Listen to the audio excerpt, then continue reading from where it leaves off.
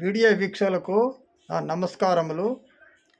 వరి ఇతర పంటల్లో సాగులో శ్రమతో కూడిన సాంప్రదాయమైన పద్ధతులను స్వస్తి పలుకుతూ రైతాంగానికి ఆశాకిరణంగా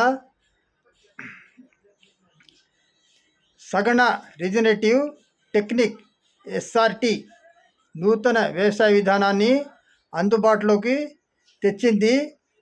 పూర్వం రైతులు ట్రాక్టర్లతో దుక్కి దున్నటం, బురద చేయటం, వరి నాట్లు వేయటం లేకుండానే ఈ పద్ధతి ద్వారా సమర్థవంతమైన పంటను సాగు చేయవచ్చని నిపుణులు స్పష్టం చేస్తున్నారు. మహారాష్ట్రలోని రాయగఢ్ జిల్లాలో సగణ బ్యాగ్ అధినేత చంద్రశేఖర్ హరిబాబు ఈ నూతన విధానాన్ని అభివృద్ధి చేయగా, ఐక్యరాజ్య సమితి అనుబంధ సంస్థ ఫుడ్ అండ్ అగ్రికల్చరల్ ఆర్గనైజేషన్ దీన్ని గుర్తించి ప్రశంసించింది. ఎస్ఆర్టి అంటే పొలంలో ఎలాంటి దుక్కి దున్నకుండానే వ్యవసాయాన్ని పునరుత్పత్తి చేసే విధానం. ఎస్ఆర్టి అంటే పొలం దున్నకుండానే పొలంలో ఉన్న పర్మనెంట్ బెడ్స్ తయారు చేసి వాటిపైనే ఏళ్ల తరబడి పంటలు వేసుకోవచ్చు అన్నమాట.